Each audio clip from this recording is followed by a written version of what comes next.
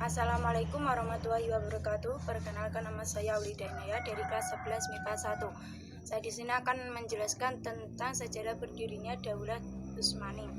Daulah Utsmani berasal dari salah satu suku di Turki Barat, yaitu suku Kayi. Pada waktu Genghis Khan melakukan agresi di wilayah Turkistan yang didiami suku Kayi, merasa terancam sebagai pemimpin suku Kayi, akhirnya Sulaiman Shah meminta perlindungan dari penguasa Transoksania bernama Jalaluddin Nurpiti bin Khawarizmi. Namun pada akhirnya Transoksania berhasil dikuasai oleh tentara Mongol. Sulaiman Shah memimpin anggotanya untuk pergi ke Kurdistan dan ke Azerbaijan. Namun dalam usahanya memasuki wilayah Syam terhalang oleh bentangan sungai yang luas. Pada saat menyeberangi sungai Efrat, datang banjir hingga terbawa arus dan akhirnya meninggal dunia.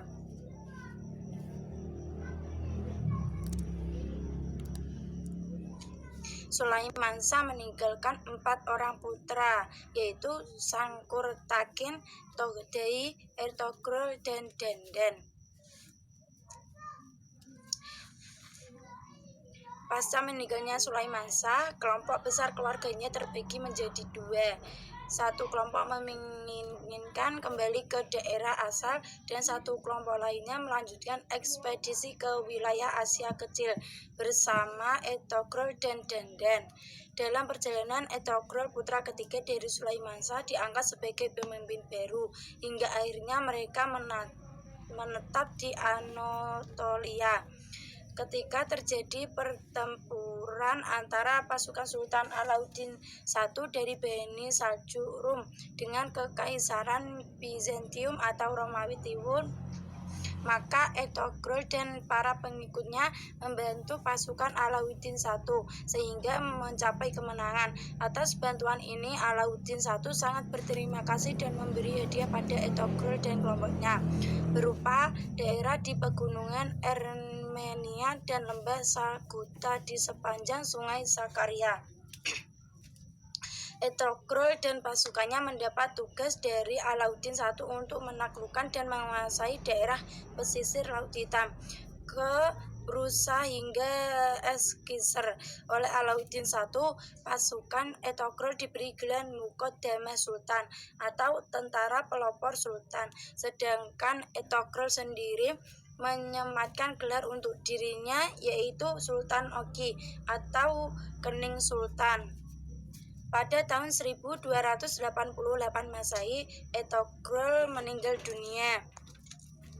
Oleh Alauddin diangkatlah putra yang bernama Utsman sebagai penggantinya. Karena kesetiaannya, Alauddin I memberi gelar Bey pada Utsman dan diberikan daerah yang lebih luas serta dapat memakai mata uang sendiri. Bahkan namanya juga disebut dalam setiap khutbah Jumat.